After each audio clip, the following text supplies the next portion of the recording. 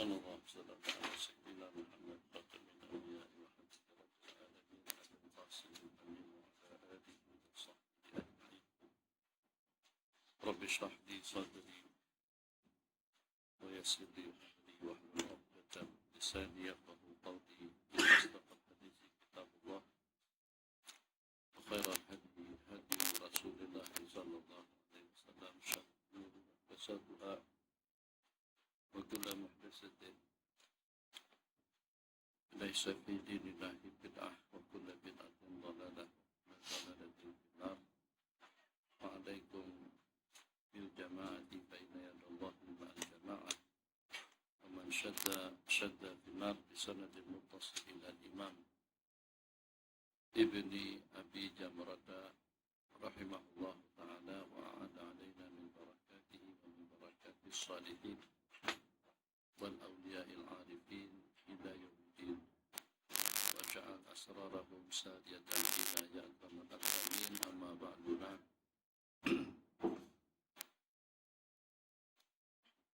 بسم الله الرحمن الرحيم. الحمد لله رب العالمين والصلاة والسلام على أشرف المرسلين سيدنا محمد بن عبد الله رسول الأمين وعلى آله وصحبه أجمعين.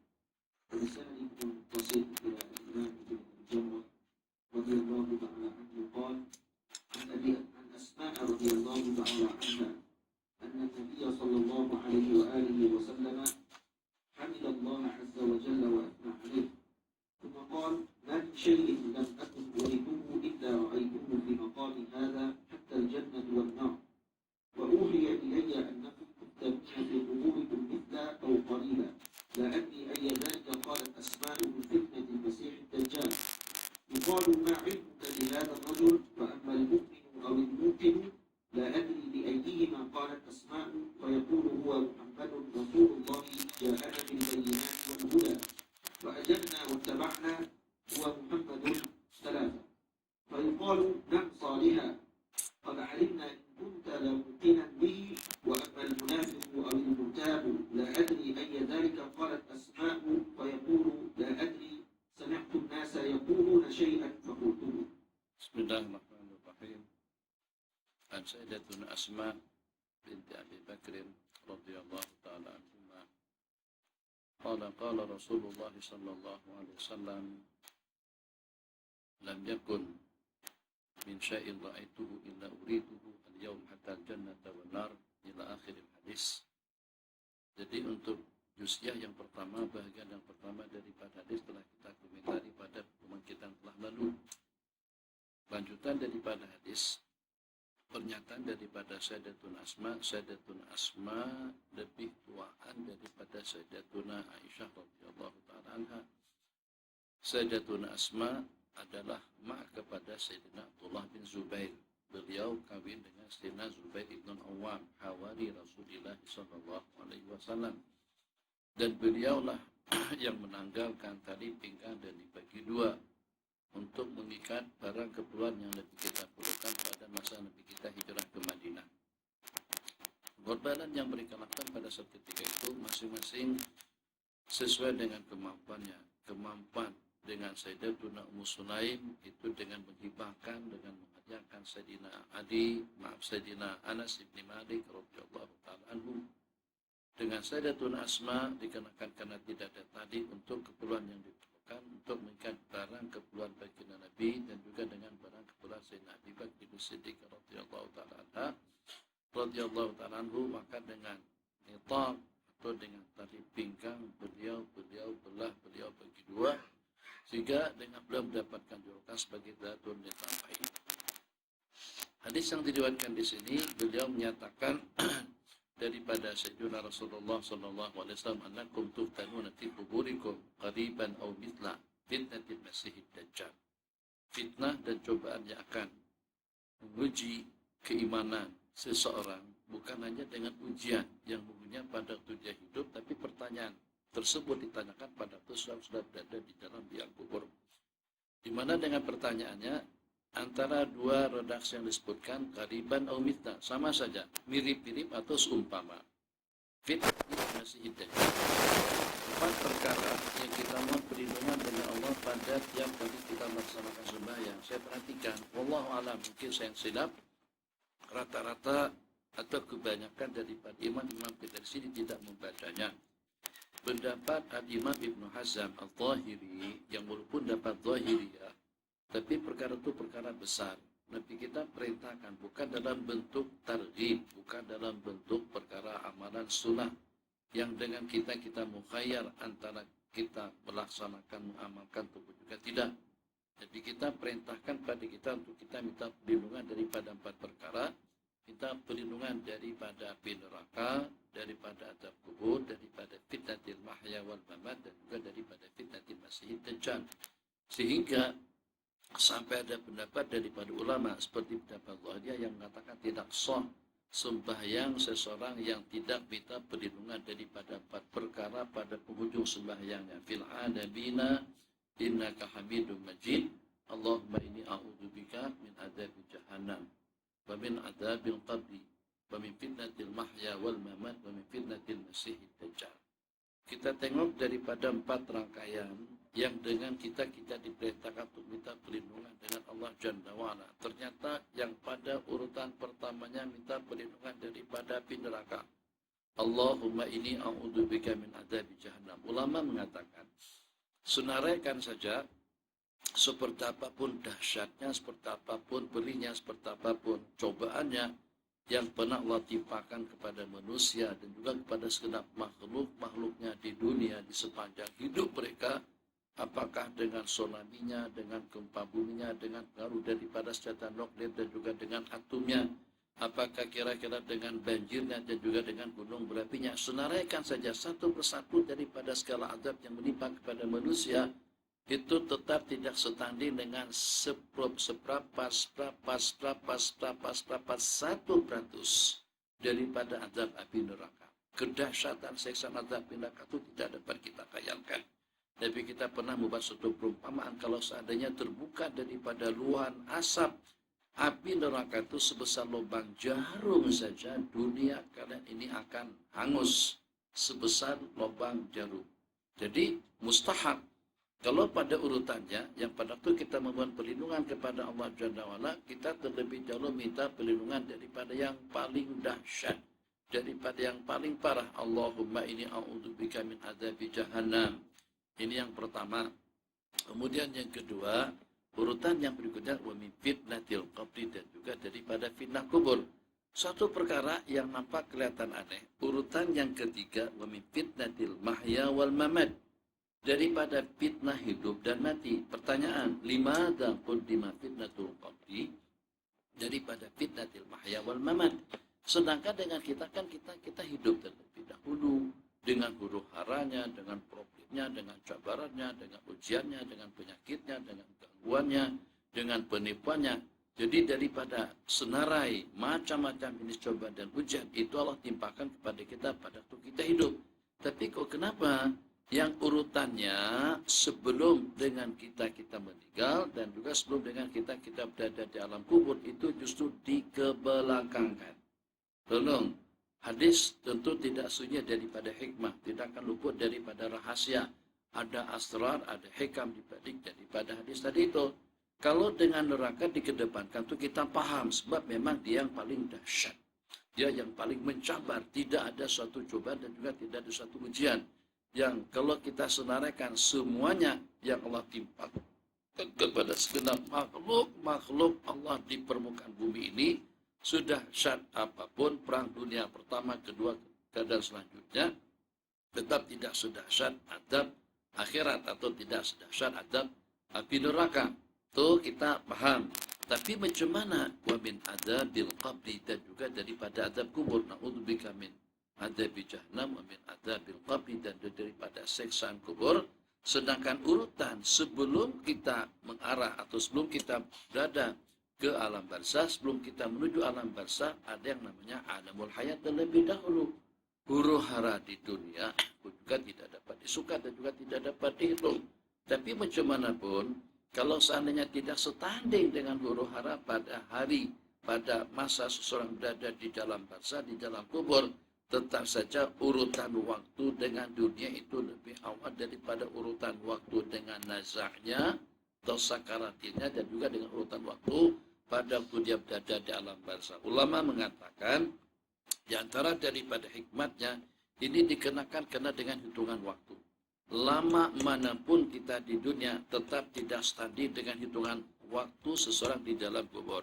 Sekarang mereka-mereka yang berusia panjang, masyayikhina, yang usia mereka sudah melebihi daripada ratusan tahun, ataupun juga kalau dengan kita ke belakang, apakah dengan para nabi-nabi yang terdahulu, umat-umat yang terdahulu, atau dengan kita beranjak bermula daripada baginda Rasulullah Sallallahu Alaihi Wasallam dengan peruntukan usia yang Allah berikan kepada beliau selama 63 tahun. Bandingkan 63 tahun usia baginda atau juga dengan usia para sahabat di seputar itu, dengan baginda dan para sahabat sekarang ini sudah berada di alam barzakh, di alam kubur hampir lebih daripada 1000 tahun. Ada dalam berapa kali? Udah hampir 15 kali ganda alam kubur lebih panjang daripada alam dunia. Yang dengan kita tidak dapat memastikan apakah selepas kita meninggal dunia nanti ikut jenjang waktu usia yang Allah peruntukkan pada diri kita masing-masing. Tapi secara umumnya Nabi kita bersabda, a'maru ummati ma baina sittina ila sab'in, umur daripada umatku antara 60 ke 70 tahun. Ada kira-kira dalam berapa ratus tahun nanti kita di alam penantian, di dalam alam kubur, sebelum berlakunya hari kiamat, sebelum hari kebangkitan, sebelum dihisab di mahsyar dan lain sebagainya. Mungkin 10 kali ganda, mungkin 1000 kali ganda, mungkin sampai jutaan tahun, nanti kita tidak tahu. Tidak ada seorang pun yang mampu untuk meramalkan bila akan berlakunya hari kiamat. Maka dengan demikian, bicara pada urutan rangkaian 4 perkara tadi itu, ternyata fitnatul qabri itu disebut setelah azab jahannam. Allahumma inni a'udzubika min azab jahannam wa min fitnatil qabri. Kenapa? Karena terlampau sungguh masa penantian di dalam kubur. Itu yang kedua. Oke, jadi dengan 2 perkara kita paham. Berikutnya, pemimpin natil mahya wal mamat, daripada fitnah kehidupan dan juga daripada fitnah kematian. Min fitnatil mahya patut dengan urutannya itu pada urutan yang ketiga, fitnatil mahya wal mamat, sebab fitnatul mahya jauh lebih panjang berbanding dengan fitnatil mamat. Fitnatil mamat hanya dalam keadaan sakaratil maut, cobaan dan ujian yang cukup mencabar, detik-detik masa dalam sakaratil maut yang walaupun sekejap hanya sesaat waktu, tapi itu sangat menentukan masa depan di dalam kuburnya, masa depan dengan akhiratnya. Kalau pada itu dengan penghujungnya wa'iyadzubillah dengan su'ul khatimah, itu berarti akan kekal abadi dengan adab dan siksa Allah Subhanahu wa taala. Dia pada urutan yang keempat, a'udzubika min adzabi jahannam wa min adzabil qabri wa min fitnatil mahya, daripada fitnah kehidupan, cabarannya, politiknya, dalam perekonomiannya, musibahnya, penyakitnya, bala, malapetaka, bencana, senaraikan saja. Itu semuanya ada dalam kehidupan kita di dunia. Minta perlindungan, sebab kita sudah melihat dia dengan seumpama air panas, tak panas mana, atau juga dengan seumpama air sejuk, tak sejuk mana. Kita di Mesir, tak tahu lah mungkin antum beda kalau dengan zaman kami dahulu. Kalian dalam seminggu tuh mandi dalam berapa kali? Begitu dengan pertanyaannya. Ada yang seminggu sekali, ada yang seminggu 2 kali, ada juga mungkin barangkali ya bila-bila mana perlu. Tapi hebatnya di Mesir dengan di kita coba saja kalau kita tidak mandi, kalau baju tidak kita ganti sampai 3-4 hari, 3-4-5-6 hari, baju itu bosok. Di sini tak bau. Jadi kadang-kadang jaket atau dengan pakaian yang kita pakai, terserah kita sebut apa saja, sampai seminggu kadang-kadang kita pakai. Gantung, nanti kita gilir-gilirkan. Kita jaket ada, katakan saja jas ada, dan juga dengan jenis-jenis pakaian dingin lainnya. Itu kita gilirkan dari hari ke hari, daripada waktu ke waktu.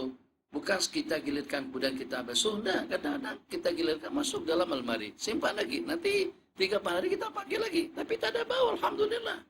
Coba kalau di tempat kita sampai 3-4 hari saja kita tidak mandi, insya Allah kalau pada itu kita bersampingan dengan kambing, mungkin kambing yang menyerah dengan kita. Kata kambing, minta maaf, badan awal ini bau sungguh lebih daripada aku.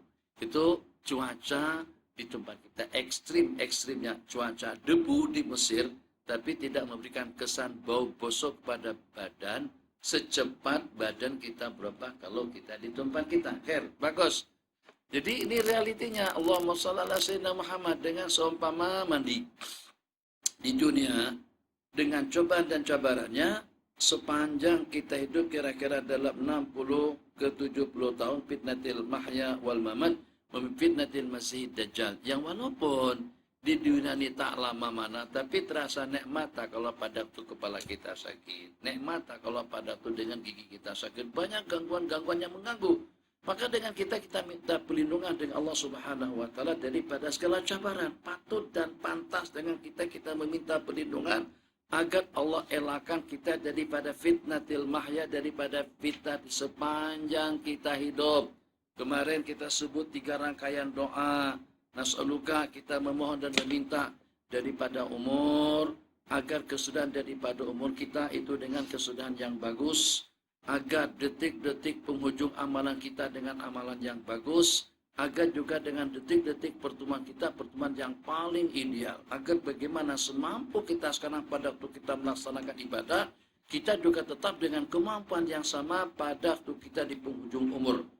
Tidak mau kalau seandainya di saat Allah tarik kesehatannya, keafiatannya, tenaga dan kekuatannya, Allah tarik juga hidayah dan petunjuknya. Terus kita pada saat ketika itu tak nak hidup nganggur, di mana dengan bersimbah, dengan melawan bermacam-macam jenis penyakit atau dengan komplikasi penyakit sehingga membuat seseorang tidak boleh berbuat apa-apa di penghujung umur.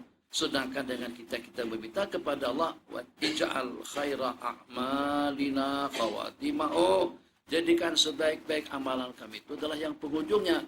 Wa khaira ayyamina yaumanal qam, dan sebaik-baik hari kami, hari kita berjumpa dengan Allah. Apakah kira-kira bagus hari pertemuannya dengan Allah kalau pada waktu dia accident, kalau pada waktu kematiannya dengan kecelakaan, kalau pada waktu matinya sebelum beristighfar, kalau pada waktu dengan kematian dia tidak ingat Allah dan juga tidak kenal agama, dia kenal segala-galanya. Berbicara tentang teknologi, pakar. Berbicara tentang perobatan, pakar. Berbicara tentang ekonomi, pakar. Berbicara tentang politik, pakar. Tapi berbicara tentang agama, jahil dengan agama. Itu bukan merupakan khairal ayyam. Khairu ayyamina yauman nalqa. Sebaik-baik hari kami, hari kita berjumpa dengan Allah Jalla wa'ala. Kembali. Jadi, daripada 5 yang tersenarai di dalam hadis tadi itu, kita minta perlindungan daripada api neraka, minta perlindungan daripada azab kubur kena lebih panjang, minta perlindungan daripada fitnatil hayat, fitnatil mahya wal mamat, kehidupan mahya, fitnah kehidupan dengan segala cobaan dan juga ujian, wal mamat tersenarai pada urutan yang keempat dan daripada fitnah kematian, yang walaupun hanya sesaat waktu tapi sangat-sangat menentukan mood Yahudian, mood Nasranian, di mana yang menyerupai mak dan ayah. Kalau ternyata boleh tergiur dan terganggu dengan rupa tu guru dia, setan akan menyerupai rupa tu guru dia. Kalau dia boleh berubah dan mati dengan suul khatimah ketika dengan yang menasihat itu menyerupai mak dan ayahnya, dia akan menyerupai mak dan ayahnya. Masing-masing menyebutkan jasa kebaikannya. Ini dulu dengan aku, dengan asuhanku menjadi tempat duduk Anda, kemudian dengan dadaku menjadi tempat minuman dan makananmu, dengan belan kasih sayang mak, rupa-rupanya bukan agama Islam yang betul, bukan banyak, bukan agama fitrah yang benar.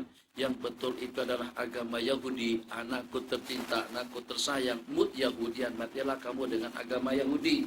Mak, kalau ternyata tidak berhasil, nanti datang lagi dengan bapak, nanti datang lagi dengan tu guru, dengan syekh tarikat. Setan boleh menyerupai sesiapa saja, kecuali dengan Sayyidina Rasulullah SAW. Ini cabaran waktu dalam keadaan sakaratil maut, yang mendapatkan rahmah, pertolongan, perlindungan daripada Allah Jalla wa'ala sahaja, yang akan terselamat daripada godaan dan bisikan iblis pada detik-detik yang terakhir.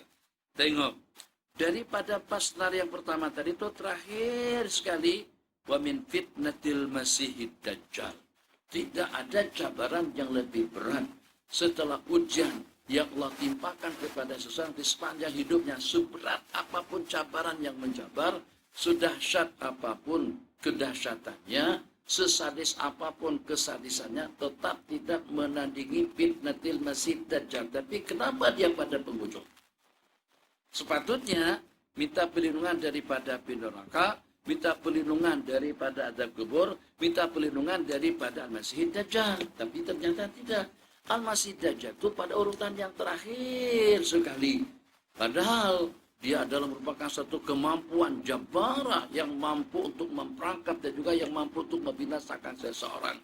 Yang kalau kata Dajjal hujan adalah secara seketika.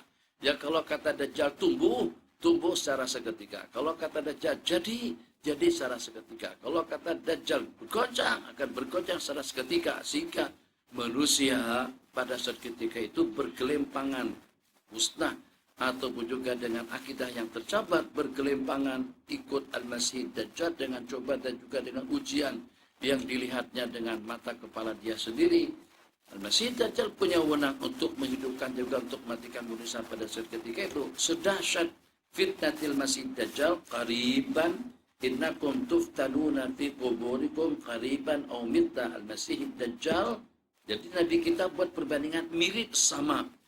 Jadi azab kubur dibandingkan dengan Al-Masih Dajjal ternyata qariban mirip-mirip. Berarti dengan coba dan ujian dengan Al-Masih Dajjal itu lebih dahsyat daripada siksaan kubur. Terseksa di dalam kubur mungkin itu sebagai pembersih yang sehingga nanti selepas dibangkit Allah daripada alam barzahnya tidak ada sebarang dosa kesalahan yang akan dipertanggungjawabkan sehingga dia akan langsung straight masuk ke dalam surga. Jadi masih ada hikmahnya dengan fitnati al-qabri. Sementara dengan fitnatil Masih Dajjal, kalau seandainya dia kufur pada saat ketika itu, neraka jahanamlah yang akan menantikannya di sepanjang daripada waktu dia di alam barzah, alam kubur sampai pada hari kiamat, sampai pada masa yang tidak ada kesudahannya. Sebab kata ulama, fitnatil Masih Dajjal di sini ini hanya menimpa kepada orang-orang tertentu saja. Ada dalam berapa triliun sudah yang meninggal dunia. Jadi daripada keluarga-keluarga kita, tuan tuk dengan lain sebagainya, nenek moyang kita dahulu terus sejak zaman daripada Nabiullah Adam, ma min nabiyyin illa wa antana qaumun min fitnatil Masih Dajjal. Nabi kita bersabda, tidak ada seorang nabi melainkan dia telah memperingatkan tentang fitnah Masih Dajjal sejak daripada zaman Nabiullah Adam sampai kepada Nabi Muhammad, sampai lebih daripada 1400 tahun menyusul, tidak ada seorang pun yang berjumpa dengan Al-Masih Dajjal. Jadi karena itu Al-Masih Dajjal yang paling dahsyat tadi itu dikebelakangkan. Sebab kenapa? Sebab dia tidak merupakan cabaran kepada semua orang. Ada yang terjabar pada usianya panjang untuk berada di penghujung umur dunia.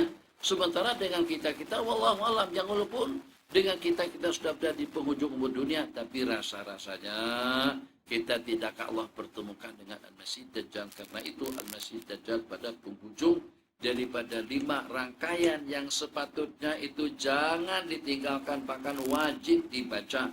Ulama sebagai ulama mengatakan tidak sah sembahyang yang tidak minta perlindungan daripada 5 perkara dahsyat. Allahumma inni a'udzubika min adzabi jahannam wa min adzabil qabri wa min fitnatil mahya wal mamat wa min fitnatil masih dajjal. Baru assalamualaikum warahmatullahi. Ini baru Allahumma shalli ala sayyidina Muhammad. Assalamualaikum warahmatullahi. Jadi minta maaf lah kalau kita jadi imam. Imam itu dhamin, imam penanggung jawab. Jadi jangan sampai pada waktu kita jadi imam, bacaannya tidak jelas, pergerakannya tidak pasti dalam waktu yang sama, khasyat tadallulnya pun juga tidak menjamin. Kita sebagai wasitah, imam wasitatuka bainaka wa bainallah. Maka dengan kita menaruh harapan setinggi-tingginya agar imam yang tampil itu tidak mempermalukan dan juga tidak merugikan kita, tidak mencemarkan amal ibadah yang kita laksanakan. Kalau dengan makmum, tetapi dengan perkara makro, katakan saja saya tidak baca kunut, itu kesannya dengan saya sendirian. Kalau pada waktu iftirasya tidak betul, itu dengan saya sendirian. Kalau dengan saya tidak membaca surah pada rakaat yang pertama dan kedua, fi salati sirri, salat sirri, zuhur dengan asar, itu saya sendirian yang tanggung. Tapi kalau pada waktu dengan imam tidak membaca surah, atau membaca tasyahud pendek, atau tidak mengamalkan amalan-amalan yang sepatutnya diamalkan dalam sembahyang, itu kesan buruknya kepada makmum. Al-imamu dhamin, imam penjamin untuk kesempurnaan sembahyang makmum di belakang, wal muadzinu mu'tamanun. Fayuqalu, fitnah yang Nabi kita katakan hampir mirip-mirip dengan fitnatil masih dajjal, itu pertanyaan, ma qauluka bihadzal rajul. Nanti dengan bagi Nabi akan hadir yang pernah berjumpa, yang tak pernah berjumpa, yang pernah bermimpi, yang tak pernah bermimpi, yang kenal bagi Nabi, yang tidak mengenal baginda, yang pernah baca sirah, yang pernah baca syama'il, yang tahu betul tentang akhlak perilaku kehidupan baginda itu seperti apa, akan dipertemukan dengan baginda nanti di dalam kuburnya. Maqauluka bihadzal rajul amal mu'minu awil muqinu. Aku tidak pasti Sayyidatun Asma memperkatakan yang mana satu, apakah muqin atau mukmin, apakah orang yang yakin ataupun juga dengan orang yang beriman. Amal mu'min awil muqinu, maka dia menyatakan beliau itu adalah Rasulullah. Tak pernah melihat, tidak pernah terjumpa, tapi dengan keyakinan yang kental menyatakan beliau adalah Rasulullah sallallahu alaihi wasallam. Ja'ana bil haqqi wal bayyinat, datang membawa kebenaran, kan panduan, pencerahan, bimbingan hidup kepada kami, kepada umat. Jadi selepas dengan jawaban pertanyaan daripada mukadana kita itu terjawab, atau setelah pertanyaan daripada yang memperkenalkan diri, daripada yang diperkenalkan diri, maka qauluka fi hadzal rajul, Nabi kita hadir. Bagaimana pendapat Anda tentang si laki-laki ini? Al-Muqin yang beriman menjawabnya dengan benar, maka akan diperkatakan kepadanya, nam naumatal rajulin salihin, riwayat nam naumatal arus, tidurlah kamu macam mana tidurnya seorang pengantin, alladzi la yastayqidu ila ahabbu ahli, yang tidak akan dikejutkan kecuali oleh orang yang paling disukainya. Macam mana tidurnya seorang pengantin yang sudah kawin, susah nih banyak. Sudah kawin, dua belum kawin, belakang sudah kawin, tuh tetamu kita baru datang, sudah kawin, bawa anak, selamat, ahlan wa sahlan di bumi Al-Anbiya. Jadi pada malam pertama seseorang nanti, yang belum lah, yang sudah. Jadi pada malam pertama itu kadang-kadang seseorang dalam hitungan waktu agak sedikit berbeda dengan malam-malam yang lain. Malam-malam yang lain itu terasa panjang begitu. Tapi kalau pada malam pertama, kita rasa-rasa menuduh muadzin itu tersilap waktu. Padahal muadzin ada tepat pada waktunya. Pukul 3.26 sekarang ini azan berkumandang. Kita is begitu lagi dengan is yang seperti mesin. Ini pasti dan pasti jam muadzin itu tidak betul. Takkan pukul 12 sudah azan subuh, bukan pukul 12. Justru azan tadi itu agak sedikit terlambat. Sepatutnya pada pukul 3.15, dia azan pada pukul 3.30, pukul 3.30. Tapi kenapa dengan seorang berperasaan seperti itu? Karena pada malam-malam pertama itu biasanya orang tak kecukupan waktu. Mungkin masing-masing buat luahan dan perasaannya, mungkin kenalnya di mana, jatuh cintanya di mana, hidupnya macam mana. Jadi pada malam pertemuan yang kadang-kadang membuat seseorang rasa waktu ini jadi sempit. Makanya orang-orang yang bakalan nak kawin tinggal seminggu lagi, itu 10 hari terakhir sebelum akad nikah berlangsung dan juga sebelum keduri kawin dan bersama dengan pasangannya, itu rasa-rasa yang 1 hari pertama itu sama 1 tahun seperti masa di zaman Al-Masih Dajjal. Bila nak petang, bila nak maghrib, bila nak malam, lama sungguh. Malam yang pertamanya, tapi dia berbalik. Nah, Masih Dajjal, apalah buat biasa macam itu. Hari pertama Masih Dajjal sama setahun. Hari kedua sama sebulan. Hari ketiga sama seminggu. Hari keempat sama seperti hari-hari biasa. Sebaliknya, untuk hari seorang calon pengantin, hari pertamanya macam hari-hari biasa. Hari keduanya macam seminggu.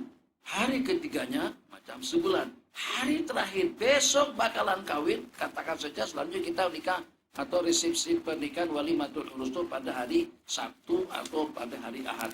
Menunggu daripada hari ke minggu itu rasa-rasa sama seperti setahun.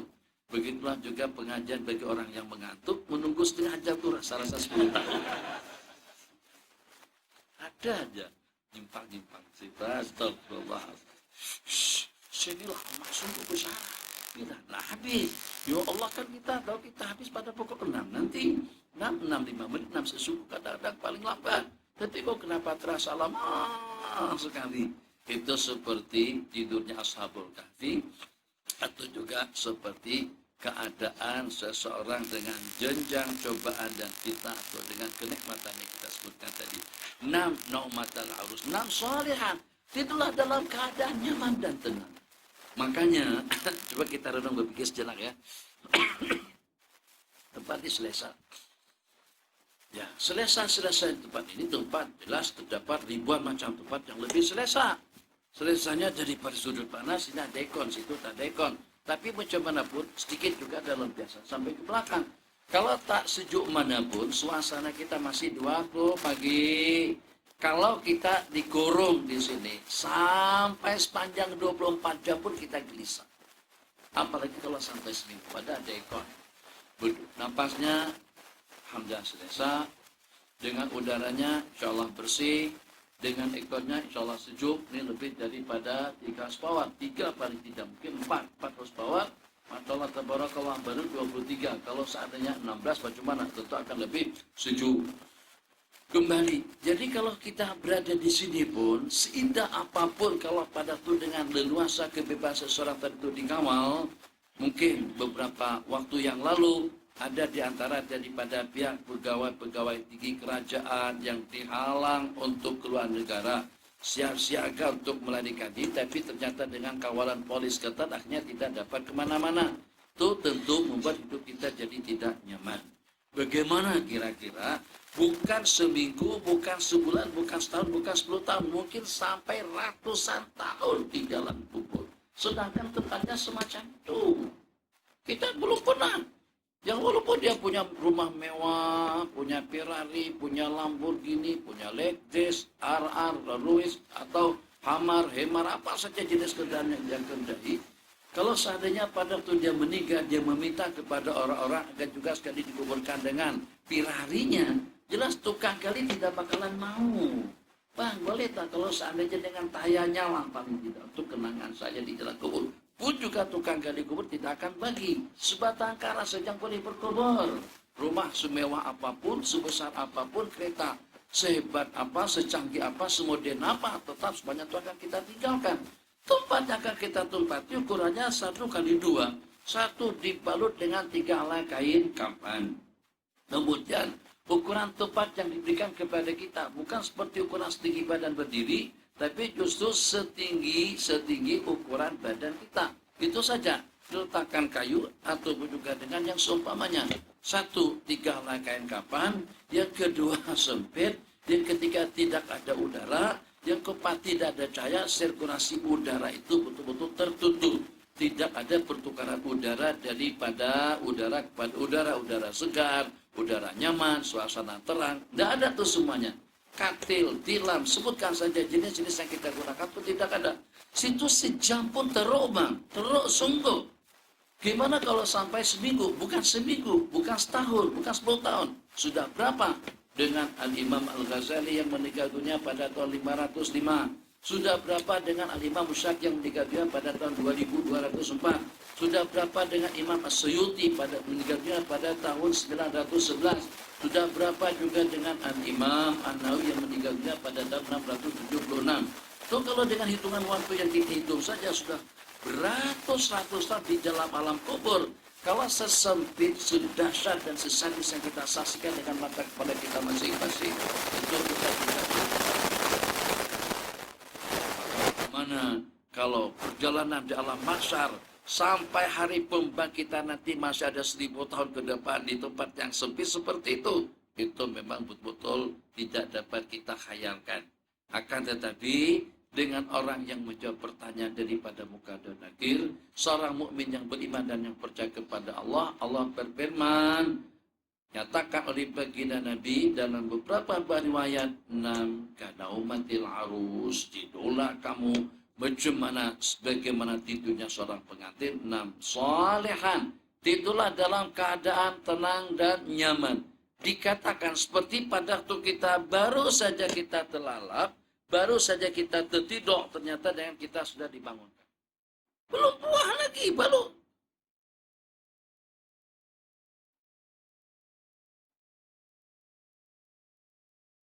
Bang, astagfirullahaladzim, kiamat. Seperti itu gambarannya. Belum puas lagi, tidur belum sempat.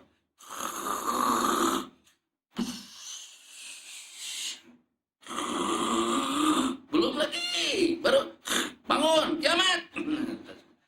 Begitu perumpamaan yang disebutkan di dalam sesaat, betul, sesaat waktu. Sedikit daripada sedikit, lebih relatif daripada yang relatif. Tidak dapat dihitung dengan hitungan saat, sebab lebih cepat daripada itu bagi orang yang soleh, bagi orang yang beriman, yang percaya kepada Allah Subhanahu wa ta'ala. Wa amal munafiqu awil kafir, yang mana yang diperkatakan oleh Sayyidatuna Asma, sementara dengan seorang kafir atau dengan seorang munafik yang mengucapkan, orang-orang mengatakan begitu dan begini, maka dengan dia pun memperkatakan perkara yang sama. Qala Rasulullah sallallahu alaihi wasallam, sambungannya, maka Allah hempitkan. Naam. لا أدري أي ذلك قالت أسماء فيقول لا أدري سمعت الناس يقولون شيئا فقلت. Betul, habis sampai situ saja. Sambungan hadis riwayat yang lain, kemudian Allah jepitkan bumi kepadanya sampai terselang-seling tulang-tulang rusuknya. Nah, bismillahirrahmanirrahim. أبي هريرة رضي الله تعالى عنه قال قلت يا رسول الله أن أسعد الناس بشفاعتك يوم القيامة. قال رسول الله صلى الله عليه وآله وسلم لقد ظننت يا أبا هريرة أن لا يسألني عن هذا الحديث أحد أول منك لما رأيت من حرصك على الحديث. أسعد الناس بشفاعتي يوم القيامة من قال لا إله إلا الله خالصا من قلبي أو نفسي. Dengan hadis ini, supaya jangan sampai nanti khususnya pada waktu kita kembali ke tanah air, kita terumbang-ambing dengan politik dan juga dengan ahli-ahli politik yang walaupun di kalangan sebagian daripada ulama-ulama kita, agar kita tidak terperangkap dan tidak terbawa-bawa arus. Kita kalau pada itu lagi sedang marah, kadang-kadang ucapan kita itu sudah lepas kontrol. Kita sudah tidak dapat untuk mengawal ucapan kita, perbicaraan kita, perbuatan kita. Baik pada waktu kita marah antara sesama kita, juga pada waktu kita memarahin orang Arab. Yang dulu-dulu kita tidak pernah menyumpahin orang Arab, tapi pada waktu kita lagi naik angin, kita sumpahin dia, kadang-kadang nyumpahnya lebih dahsyat daripada orang Arab. Itu biasa. Sebab kenapa? Sebab keadaan kita pada waktu kita emosi, waktu kita naik angin, kadang-kadang sudah tidak terkawal. Perasaan kita sudah tidak terjaga.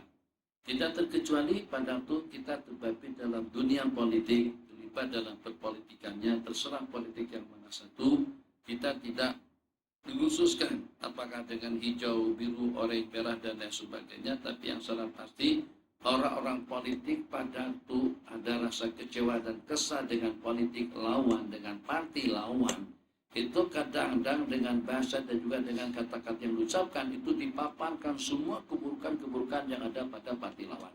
Padahal dalam waktu yang sama kebaikan-kebaikan mereka pun juga ada. Sudah tidak nampak kebaikan mereka sedikit pun, yang nampak itu tidak lebih daripada kejelekan dan keburukannya. Terpaparkan dan dipaparkan, disebarkan, di mana ada peluang dan kesempatan untuk menyebut perkara-perkara negatif, perkara-perkara janggal yang mungkin barangkali dalam politik kita pun, dalam parti kita pun juga kita benar terbabi dengan benda yang sama, tapi kita tidak nampak kekurangan-kekurangan yang ada pada parti kita. Apa yang berlaku? Yang berlaku kadang-kadang sampai pada tahap kita menghakimi manusia, awak masuk neraka. Itu berat. Jangan sampai terucapkan kata-kata, kamu tidak bakalan dapat syafaat, kamu tidak bakalan masuk surga, kamu akan abadi nanti di dalam neraka Allah Jalla wa'ala. Kenapa? Memangnya kita wakil daripada Allah? Apakah kita Tuhan? Apakah kita wakil juga dengan kita memponis atau juga memutuskan kesudahan daripada seseorang? Semuanya tidak ada kepastian yang pasti. semuanya tahta masyiatil maula jalla wa'ala, yang ada jaminan surga dan yang ada jaminan neraka. Yang ada jaminan surga itu hanya kepada para nabi-nabi dan rasul dan juga kepada para sahabat Nabi. Sementara selepas daripada sahabat itu tidak ada jaminan. Tapi kalau dengan api neraka itu kepada tiap orang-orang kafir. Surga kepada tiap orang yang beriman. Mulawas dengan dosa kesalahannya asalkan ada iman dan yakin.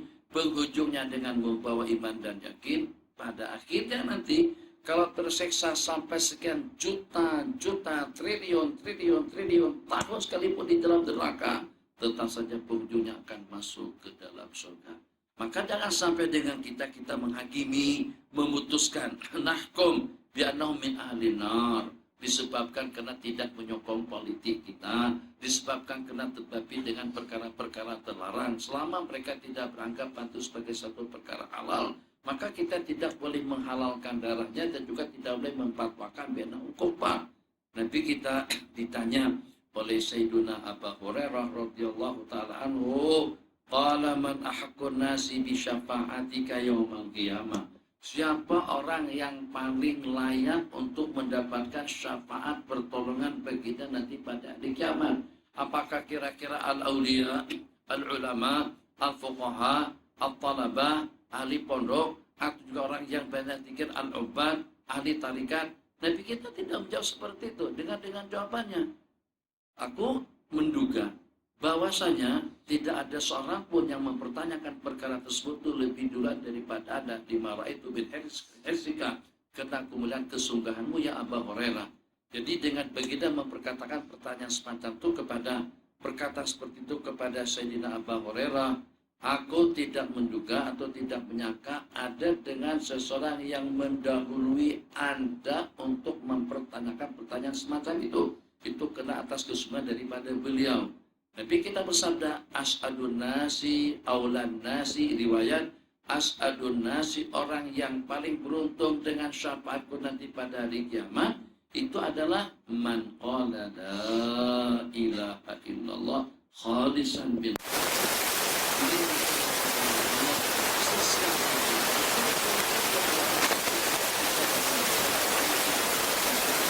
Kita masih berada pada 100 hari yang pertama kan? Habis ada 100, belum lagi masih berada pada 100 hari yang pertama. Macam-macam kejadian-kejadian, macam-macam yang diperangkan, macam-macam yang dibaca, macam-macam dan sebagainya. Hati-hati, jangan sampai terbabi dengan mulut sesiapapun daripada kita tentang kesudahan daripada seseorang. Jadi sedahsyat apapun, apakah dengan riswahnya, dengan korupsinya, dengan zina, dengan kezaliman, dengan kediktatoran, asalkan daripada orang yang beriman. Nabi kita kata orang yang paling wajar untuk mendapatkan syafaatku itu adalah orang-orang yang senantiasa di sepanjang waktunya dengan zikir, sepanjang waktunya dengan perintah-perintah Allah Jalla wa'ala, atau juga ahli politik yang menegakkan hukum hudud, yang melaksanakan syariat. Tidak, Nabi kita tidak berkata seperti itu. Yang paling layak untuk mendapatkan syafaatku nanti pada hari kiamat itu seseorang yang mengucap la ilaha illallah khalisan min qalbi. Artinya, yang walaupun dia terbabi dengan bermacam-macam perkara mungkar, terbabi terlibat dengan bermacam-macam perkara licik, perkara syubhat, perkara-perkara yang terlarang, kalau ternyata tersenarai semua jenis perkara-perkara besar, perkara-perkara terkutuk dalam kehidupannya, tetap dia di antara daripada yang layak untuk mendapatkan syafaat daripada Rasulullah SAW. Jangan kita ponis, jangan kita hakimi, jangan kita katakan innaka min ahli nar. Kenapa? Sebab di sana ada yang namanya syafaatul uzma. Nabi kita bersabda, syafaati li ahlil Ka'bah. Coba dengan bahasa hadis, syafaati beda dengan yang tadi bunyinya, syafaatu li ahlil kabairi min ummati.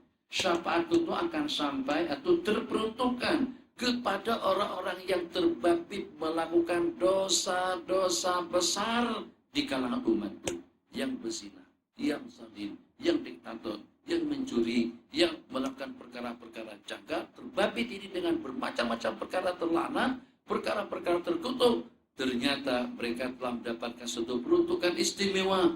Itu dengan hadis yang diriwayatkan, syafaati li ahlil kabairi min ummati, syafaatku lil mulawwatsina minhum, kepada mereka-mereka yang ternodai kehidupannya, yang tercemarkan detik-detik waktunya dengan kemaksiatan dan kemungkaran.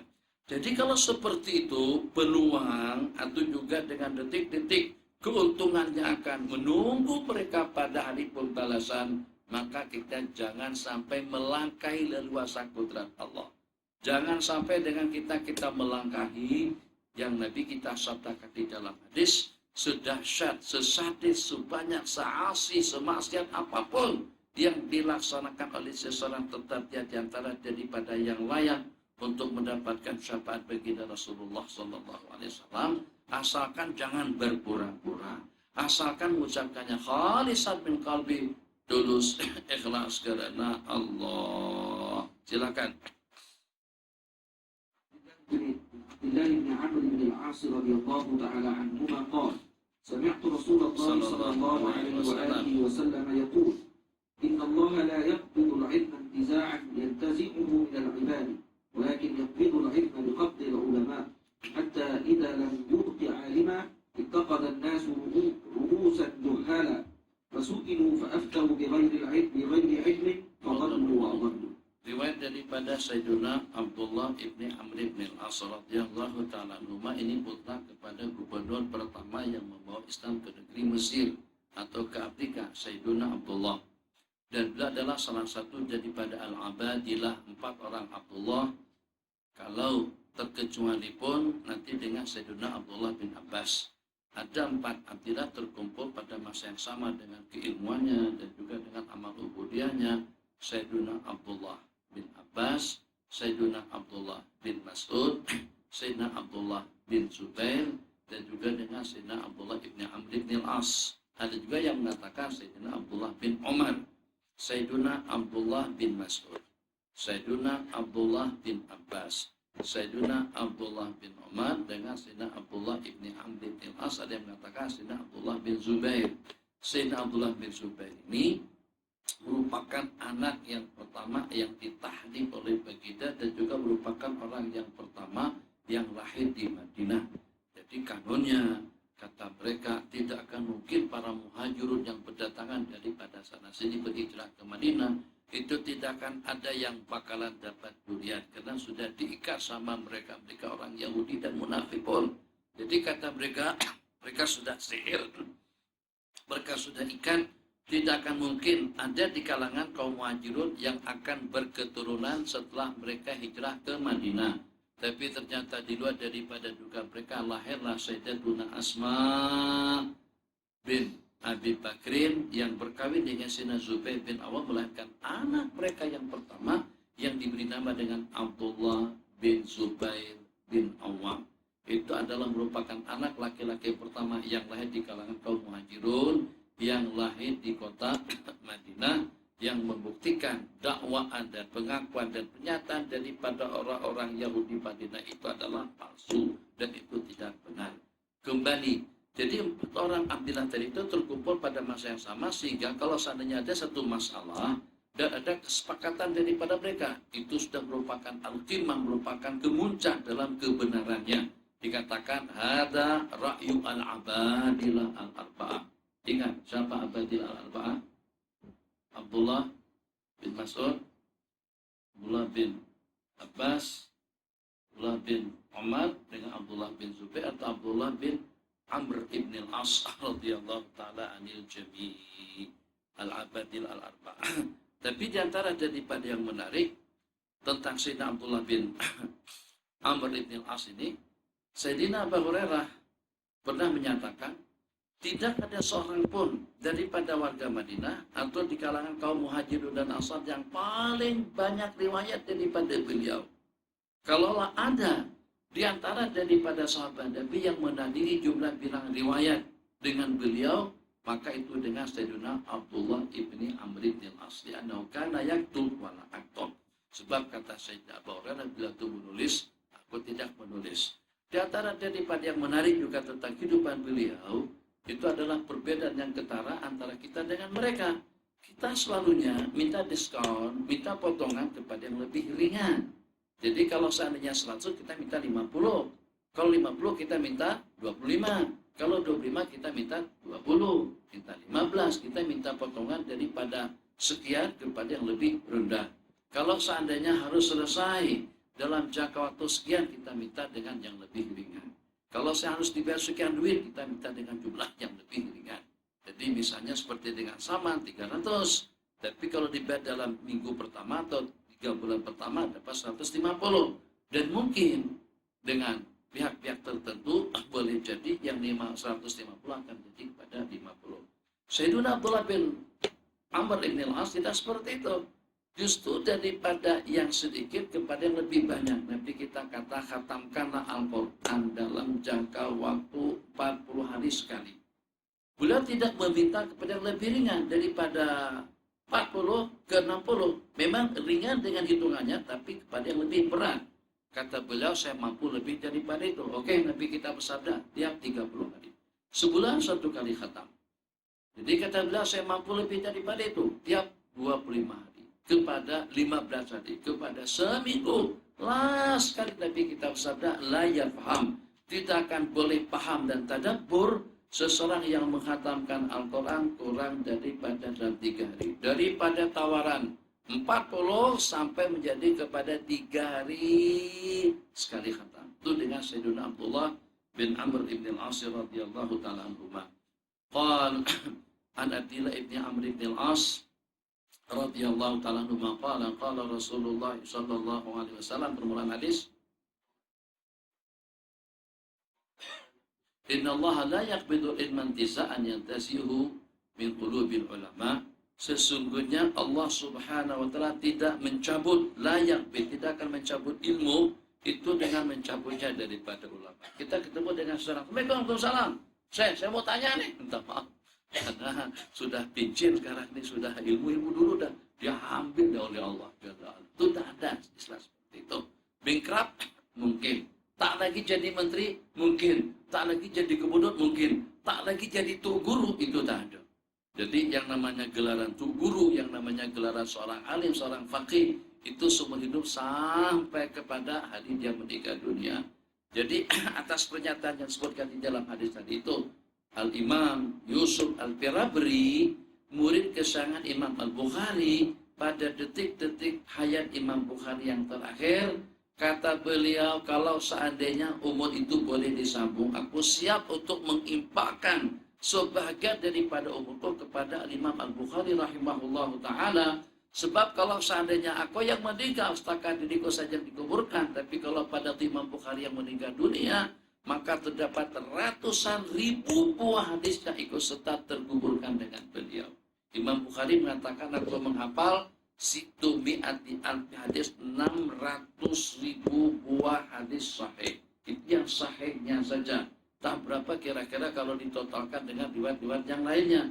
Jadi dengan meninggalnya para ulama berarti akan terkuburkan hadis-hadisnya, hukum hakamnya, pemikirannya, amal ubudiyahnya, kebaikan dan lain sebagainya. Maka kita tidak terperanjat kalau pada Nabi kita bersabda, la mautu alimin aisaru innallahi min mauti al-qabilati. Meninggalnya satu orang alim itu lebih ringan di sisi Allah.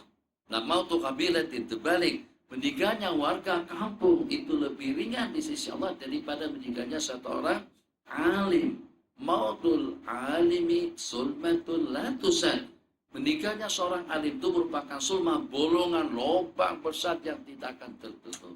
Siapa pengganti Syekhuna Syekh Mutawalli Sya'rawi? Siapa pengganti Syekhuna Syekh Ismail Sadiq Al-Adawi? Siapa pengganti Syekhuna Syekh Alwi Muhammad Abi Al-Maliki? Siapa pengganti para masyaikh kita yang sudah meninggal dunia? Bisa seperti kita di Kedah, pengganti Tuan Guru Haji Muhammad Saleh siapa agak-agaknya? Tak ada. Dengan pengajian, baik dengan jumlah bilangan penggemar yang meminati pengajian beliau, atau juga dengan ketegasan beliau dalam bab tauhid secara khusus, sehingga sampai-sampai Salafi dan Wahabi mengatakan itu tawud dalam bab akidah. Nah, itu sudah dipanggil juga dijubur oleh Allah. Atau seperti pada waktu berikutnya Syekh Muhammad, bahkan keterlaluan daripada mereka sampai kepada tahap mengatakan tawaghid, patung-patung berhala yang disembah min dunillah, bahkan sampai pada tahap mengatakan kematiannya itu dengan su'ul khatimah. Itu pada waktu meninggalnya Dr. Syekh Ramadan mati. Ente Tuhan kah?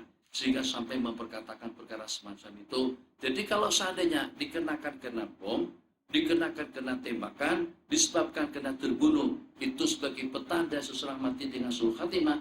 Bagaimana dengan para sahabat Nabi kita yang mati di medan perang, juga mati terbunuh? Apakah kira-kira dengan mereka disebabkan karena mati terbunuh, maka dipetanakan sebagai suul khatimah kepada mereka? Jadi jangan melampau.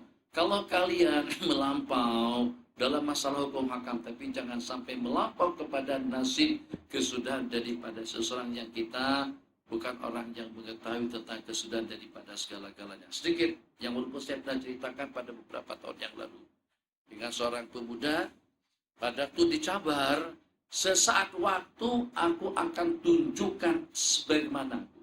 Sesaat waktu akan tunjukkan, aku akan buktikan kepada Anda bagaimana tentang aku, bagaimana hakikat tentang aku, kata seorang pemuda pada saat ketika itu.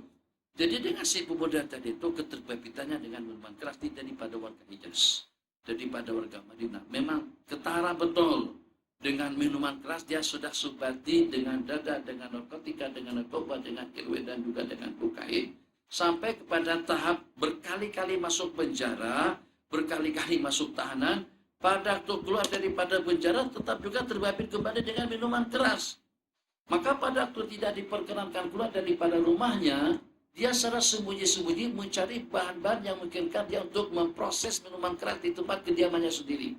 Maka pada saat ketika itu ada salah seorang daripada ulama atau salah satu daripada tokoh masyarakat memberikan nasihat, ente tidak pantas, mana boleh semacam itu tidak benar. Kita warga Hijaz, kita adalah orang yang dekat, yang sedudukan atau yang sejaran dengan baginda Rasulullah SAW. Kamu kalau seandainya terbabi pun, tapi tidak sampai pada tahap yang seperti ini, kamu kena tobat, kamu bagus dan nasihatnya Allah boleh hal. Sekarang tadi itu sedar, tapi pada suatu ketika si penasihat tadi itu sudah terlanjur sampai memperkatakan kepada si pemuda tersebut, kamu diteruk sungguh, kamu betul-betul melampau, kamu sudah sampai keterlaluan, sudah keterlaluan. Kaibatan korapa, kamu nanti dengan keadaan seperti apa kamu berjumpa dengan Allah?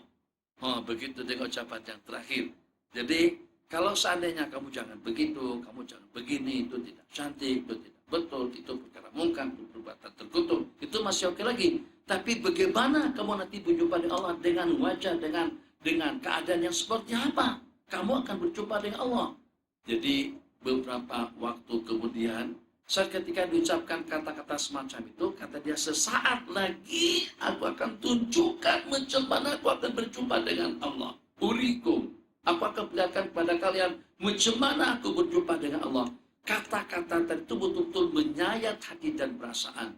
Maka dengan si pemuda tadi itu, setelah diucapkan kata-kata sedemikian rupa, dengan keadaan seperti apa kau berjumpa dengan Allah, kamu ini terus sungguh celaka betul. Al-ana, sekarang aku akan tunjukkan macam mana aku berjumpa dengan Allah Jalla wa'ala. Dia langsung masuk bilik air, mandi. Setelah mandi bersih dengan mengambil air wudhunya, setelah berwudhu dia terus berpakaian serba putih, rapi, kemas, elok, cantik, dan mutawajjih menghadap arah kiblat. Allahu Akbar. Selesai dengan istiftahnya, dengan fatihahnya, dengan surahnya, rukuk dan iktidalnya, kemudian dia sujud yang pertama, sujud, meninggal dunia pada dunia sujud. Taubatan. Kalau dengan bahasa yang pernah Nabi kita bahasakan, laqad taubatan law qusimat ala ahli madinati la wasi'atuhum. Sayyidina Ma'iz bin Malik al-Aslami telah melakukan tobat. Kalau saya tobat itu diagi-agikan kepada warga Madinah, cukup untuk mereka mendapatkan keampunan dosa. Seperti itu tobat daripada pemuda yang terbabi dengan kemaksiatan tadi itu. Nanti kamu mati lagu mana? Atau akan seperti apa kamu berjumpa dengan Allah? Aku akan tunjukkan seperti apa. Jadi dia tunjukkan, dia meninggal dalam keadaan sujud, dalam keadaan husnul khatimah, menangis. Tidur.